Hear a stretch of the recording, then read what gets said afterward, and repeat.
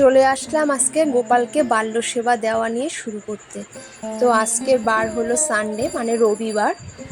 তো আজকে আমি সকালে স্নান করানো কিছু দেখাতে পারলাম না, এতটাই কাজ ছিল, তাই গোপালকে বাল্য সেবা দিলাম সকালবেলায় তুলে। তো দেখো এখানে বিছনাও গুছিয়ে নিয়েছি। আর তোমাদেরকে সকাল সকাল বলে ফেলি শুভ সকাল।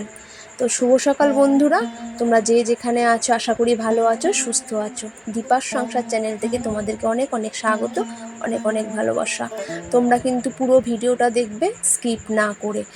আর তোমাদের জন্য রইল অনেক অনেক ভালোবাসা আমার থেকে। আর দেখো বিছনা টিছনা সব গুছিয়েও নিয়েছি, গুছিয়ে আমি ভাতও বসিয়ে দিয়েছি রোজকার মতন, যেরকম আমি ইন্ডাকশানে বসাই। অবশ্যই কারেন্ট আছে, তার জন্য, কারেন্ট না থাকলে পারতাম না।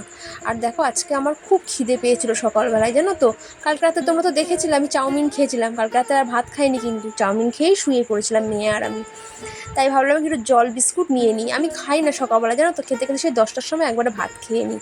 তো আজকে এতটাই খিদে পাচ্ছিল, আমি তো ভাতটা বসিয়ে না, আমি ভাবলাম একটু বিস্কুট খেয়ে নিই। তো চলো, তো 4টে ব্রিটানিয়া বিস্কুট আর ওদিকে জল নিয়ে বসে পড়েছি। আর আমি না ওই হরলিক্স কিংবা দুধ আমার মেয়ের জন্য রাখা হয়, কিন্তু আমি সকালে না খেতে পারি না, আমার খুব কষ্ট হয় খেলে, মানে একটু কেমন জানি বমি লাগে। যাই হোক, বিস্কুটটা খেয়ে চলে আসলাম মুসুর ডাল নিয়ে। এদিকে দেখো দুধ দিয়ে গেছে, দুধটাও আমার জাল দিয়ে রেখে দিয়েছি। আর ওদিকে আমি মুসুর ডালটা ধুয়ে প্রেশার কুকারে আমি দিয়ে দিলাম। আজকে আমি ডাল সেদ্ধ করব না, ডালটা মুসুর ডাল করব টক ডাল। টক ডাল খেতে কার না ভালো লাগে বলো? আর কার কার টক ডাল খেতে ভালো লাগে অবশ্যই জানাবে। আর আজকে কিন্তু আমি কাঁচা আম দিয়ে করব না, আজকে আমি করব আমড়া দিয়ে। এখন তো নতুন আমড়া বেরিয়েছে, বলো কত ভালো লাগে বলো তো আমড়া দিয়ে টক ডাল।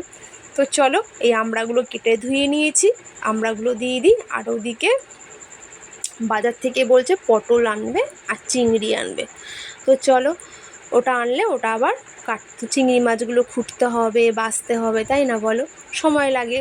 যাই হোক, চলো একটু কাছাকাছি আছে, একটু কেচে নিই।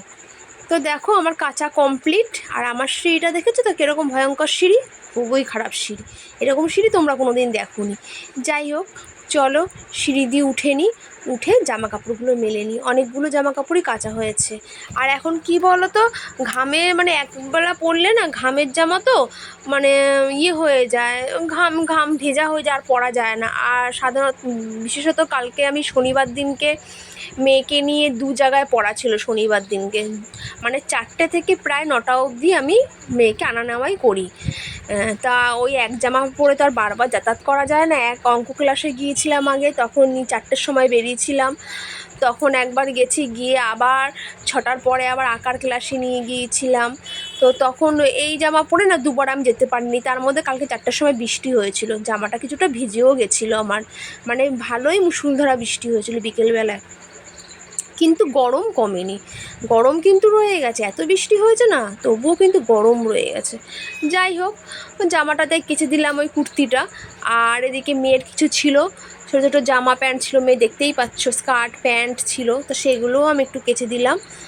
আর নাইটি টাইটিগুলো তো পরার, ওগুলো তো করতেই হবে।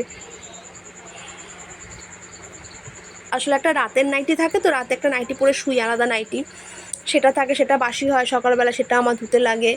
আবার সকালবেলা উঠে বাসি নাইটিটা ছেড়ে যেটা পরি সেটা আবার কিছুক্ষণ বাদে ধুয়ে দিই, মানে অনেকগুলো নাইটি আমার ধুতে হয়। হ্যাঁ, একটার পর একটা ছাড়তে থাকি আর পরতে থাকি, তো ধুতে হয় অনেকগুলো দেখো। তো যাই হোক, এগুলো কেচে কুচে নিয়ে এসেছি সব, নিয়ে এসে মেলে দিলাম। আর দেখো এখন কিন্তু বেশি বাজে না, ওই 8:30 এরকম বাজে। তাই কি রোদ দেখো, দেখতেই পাচ্ছ ভীষণ রোদ। কালকে কিন্তু বৃষ্টি হয়েছে বিকেলবেলায়, বিকেলবেলায় বৃষ্টি হওয়াতেও পরের দিন সকালবেলায় কি রোদ। আজকে গামছাটা আনতে আমি ভুলে গেছি, গামছা দিয়েই ছাদে আসি। ভেবেছিলাম বোধহয় খুব একটা রোদ বোধহয় ছাদে পড়েনি, দেখলাম যে না, ভালোই রোদ পড়েছে, কি করা যাবে, গামছাটা আনিনি। তো চলো, হয়ে গেল ছাদের কাজ। এবার নিচে গিয়ে ডালটা সোমবার দেবো। সোমবার দেওয়া মানে জানো তো কি, ফোড়ন দেওয়া। অনেকে সোমবার দেওয়া বলে, আবার অনেকে সোমবারটা আবার অনেকে বোঝে না। সোমবার মানে সোমবার, সোমবার ওই সোমবার না, এই সোমবারটা আলাদা। আচ্ছা যাই হোক, ফোড়ন দিলাম ডালে সর্ষে দিয়ে, কারণ টক ডাল, তোমাদের তো দেখালাম বলো আমড়ার ডাল, তো সর্ষে দিলেই বেশি ভালো লাগে। আর ওদিকে একটা সেদ্ধ ডিমও আমি দিয়েছিলাম ভাতে। যাই হোক, যে খাবে খাবে, কোনো ব্যাপার না, আমার খুব একটা ভালো লাগে না সেদ্ধ ডিম। করেছিলাম মুসুরের ডাল, আমড়াটা সেদ্ধ হতে তো না নিচটা একটু ঘন হয়ে যায়। মুসুর ডালটা সাধারণত পাতলাই ভালো লাগে, কিন্তু ঘন হয়ে গেছে, কি করা যাবে বলো। যাই হোক, তাই করি, আর কিছু করার নেই। ডালটা একটু ফুটুক, ফুটলেই আমি নামিয়ে নেব। আর ওদিকে দেখো আমি একটু পেঁয়াজ কুচিয়ে নিয়েছি, ডিমের অমলেট করব বলে ডিমটাও ফাটিয়ে নিয়েছি। তো ডিম ফাটানোটা তোমাদের দেখালাম না, কারণ আমি ভালো ডিম ফাটাতে পারি না। কেমন জানি খোসাটা না কেমন জানি গুঁড়ো গুঁড়ো হয়ে ভেঙে যায়, মানে ডিমের মধ্যে পড়ে যায়। তোমরা কে কে ডিম ফাটাতে পারো না অবশ্যই জানাবে। আর যার যার খুব সুন্দর ডিম ভাঙতে পারে সেও বলবে আমাকে অবশ্যই কমেন্ট করে। তো যাই হোক, চামচি দিয়ে ডিমটা খেতে বাড়ি মারি, তবুও ভালো ফাটে না, গুঁড়ো গুঁড়ো হয়ে যায় আর সেটা ডিমের মধ্যে পড়ে যায়। যাই হোক, মানে আঘাত করতে যেন বড় কষ্ট লাগে, তাও করি। এবার হচ্ছে কি, ডিমটা তো হয়ে গেল, লবণও দিয়ে দিয়েছি, আর ওদিকে কড়াইটাও গরম হয়ে গেছে আমার। তো চলো কড়াইতে ডিমটা দিয়ে দিই। দেখো কড়াইটা গরম হয়ে গেছে। এটা আমার লোহার কড়াই, এটাতে আমি যত ভাজাভাজির কাজটা এই কড়াইটার মধ্যে করি, খুব সুবিধা হয় জানো তো, তাড়াতাড়ি করে গরম হয়ে যায়, আর তাড়াতাড়ি করে যাই কি দিই না কেন হয়েও যায়। দেখো ডিমটা দিয়ে দিয়েছি, এক্ষুনি হয়ে যাবে। ওর বাবা ডিম দিয়ে, ডিমের অমলেট দিয়ে খাবে, বলে ওটা ডিমের অমলেট করে দাও। আর আমি ডিমের অমলেটটা আমি পছন্দ করি না, ডিমের অমলেট দিয়ে কেমন একটা আস্তে আস্তে গন্ধ পাই, আমার ভালো লাগে না ডিমের অমলেট। আর ওদিকে নিয়ে এসছে চিংড়ি মাছ, তোমাদেরকে বললাম না চিংড়ি মাছ পটল চিংড়ি করবো, পটল আলু কেটে নিয়েছি, আর চিংড়ি মাছটাও আমি খুঁটে নিয়েছি।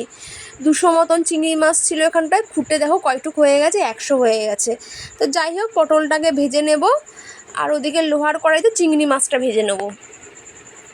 আর ওদিকে আদা বাটা জিরে বাটা করা হয়ে গেছে, পটলটা ভাজা হয়ে গেছে, এবার আলুটা আমি ভাজছি।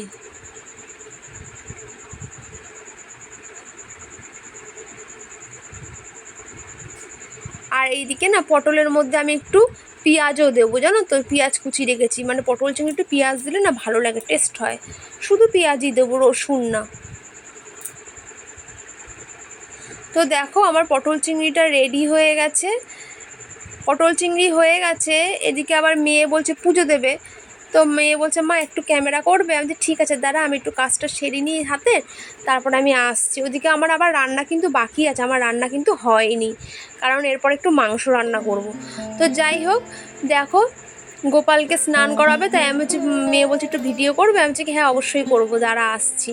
তা আমার মেয়ে আবার কতগুলো ফুল নিয়ে নিয়েছে, ছোট্ট ঘটি না, ফুলগুলো বেরাতে চায় না, তা এক গাদা ফুল নিয়ে বসেছে। এইদিকে ফুল দিয়েছে, আর কি করেছে ওইদিকেও ফুল দিয়ে সাজাতেই ভুলে গেছে, এমনি ঠাকুরকে দিয়ে রেখে দিয়েছে, ফুল সাজাতে ভুলে গেছে, মনে নেই। এইরকমই করে, পুজো দিতে বসলে আর কি করবে, সব কিছু মনে থাকে না, থাকে তো মোবাইলের দিকে নেশা, কখন মোবাইলটা একটু দেখবে, তাই আর মানে এইদিকে ভুলে গেছে। তা যাই হোক, বললো সাদা ড্রেস পরাবো, তাই ঠিক আছে পরা, এটা একটু বাদ দিয়ে অসুবিধা হয়। যাই হোক, ও পরিয়েছে সাদা ড্রেসটা। কেমন লাগছে সাদা ড্রেসটায় অবশ্যই তোমরা কমেন্ট করে জানাবে। আর এই ড্রেসটা কিন্তু আমার হাতে বানানো, আমার গোপালকে যে কটা ড্রেস পরাই সব কটা আমার নিজের হাতেই বানানো, কারণ এগুলো আমি নিজে বিক্রি করি, বানাই, গোপালকেও পরাই, আর সাইডে এটা আমি বিক্রি করি, মানে এটা আমার ব্যবসায়ী, এটা আমার কাজ। তো ঘরে মেশিন দেখেছো তোমরা করতে, আমাকে মেশিন চালাতে, মেশিনে আমি এই কাজটাই করি, মানে গোপালের জামা বানাই। একদিনকে আমি তোমাদের গোপালের জামা বানানো দেখাবো, আর আমার গোপালের কী কী জামা আছে বিক্রি করার সেগুলো তোমাদেরকে একদিন দেখাবো। তো যাই হোক, দেখো তখন পটল চিংড়ি রান্না করেছি, দেখেছো ওইটুক চিংড়ি মাছ তখন নিয়ে এসেছিলো, পরে আবার দেখেছে বড় বড় চিংড়ি, কোথায় যেন বাজারে গিয়ে দেখেছে আর একজনের কাছে বড় চিংড়ি, আবার 500 মতন চিংড়ি মাছ নিয়ে চলে এসছে। এই চিংড়ি মাছটা আরও বড়, যেটা পটল চিংড়ি করেছিলাম তার থেকে এই চিংড়ি মাছটা আরও বেশি বড়, ওই বড় দেখেই নিয়ে এসছে।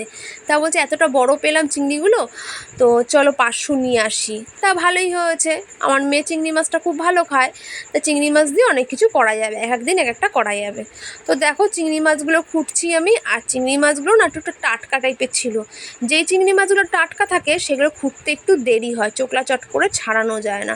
তো দেখো দুপুরের সব কাজকর্ম সেরে আমি চলে এসেছি, 3জনে খেতে বসবো, 3জনে দুজনের জন্য ভাতও আমি বেড়ে নিয়েছি। আর তোমাদের কিন্তু আজকে মাংসর রেসিপিটা রান্না করা দেখানো হলো না, কারণ আমি ওইদিকে সময় করে উঠতে পারিনি। দেখেছো তো কতগুলো চিংড়ি মাছ নিয়ে বসেছিলাম। তো যাই হোক, ওখানে পটল চিংড়ি করছি তোমরা দেখেছিলে, আর ওখানে আমরা ডাল, আর এদিকে চিকেন কষা। তো দেখো খাওয়া দাওয়া সারা হয়ে গেছে, বিকেলে একটু দুপুরে ঘুমিয়েও নিয়েছিলাম। ঘুম থেকে উঠে এবার চলে আসলাম বিকেলে জল দিতে, কারণ আজকে প্রচণ্ড রোদ ছিল, জল না দিলেই নয়। তাই আমি জল দিতে চলে এসেছি ছাদে।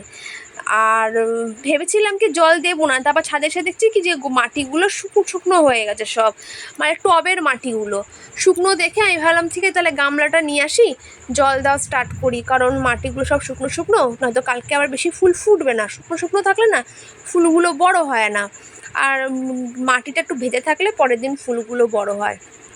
সত্যি কথা বলতে গেলে কী জানো তো, এই গাছগুলো ভালো লাগে জল দিতেই করতে, সব কিছুই ভালো লাগে, কিন্তু এই গাছ ছেড়ে না আমি কোথাও যেতে পারি না জানো তো। বেড়াতে কোথাও যে যাবো, গিয়ে কোথাও গিয়ে যে থাকবো, মানে বাড়ি গিয়ে যে বাপের বাড়ি গিয়ে দুজন থাকবো, সেটাও পারি না এই গাছের জন্য, মানে জল দেবে কে। তাই চলো জলটা দিয়ে নিই। দেখো এখন রাত বাজে প্রায় 10:35, আর আমি ভাত নিয়ে বসে পড়েছি। মেয়েকে খাওয়াবো, এক থালা থেকেই আমি খাইয়ে দেবো, আর আমিও খাবো এখান থেকেই। তো পটল চিংড়িটা ছিল, পটল চিংড়ি দিয়ে ভাত দিয়ে খেয়ে নেবো রাতে।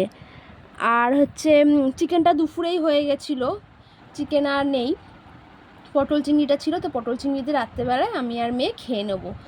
তো চলো খেয়ে নিই। তোমাদের তো দেখালাম খাবার বেড়ে বসে পড়েছি, তো এখন খেয়ে নেব। আর প্রায় 10:30টার উপরে হয়ে গেছে টাইম। তো চলো খেয়ে নিই। আর আজকের মতন ভিডিওটা এখানেই শেষ করলাম, আগামীকাল আবার দেখা হবে। আর দেখো রাতের আমি চুলটা বেঁধে নিয়েছি, যেরকম রোজ দুপাশে দুটো বাঁধি সেরকমভাবে বেঁধে নিয়েছি, এটা না বাঁধলে আমার ভালো লাগে না। আর এখন এরমভাবে কেউ বাঁধা চুল এরম কেউ দেখা যায় না। আর তোমরা কে কে এরমভাবে চুল বাঁধো অবশ্যই আমায় কমেন্ট করে জানাবে, তাহলে আমার খুব ভালো লাগবে যে আমার মতন এখনও কেউ এরম রাতে চুল বেঁধে শোয়। আর হচ্ছে কি বলো তো, বড়ো চুল তো না বেঁধে শুলে খুব অসুবিধা হয়, বেঁধে শুলে আমি একটু শুতে পারি ঠিক মতন, না তো চুলটা এদিক ওদিক লাগে তো খুব বিরক্তি লাগে। তো যাই হোক, আজকের মতন এখানে ভিডিওটা আমি শেষ করলাম। শুভরাত্রি, তোমরা সবাই ভালো থাকবে, আগামীকাল আবার দেখা হবে।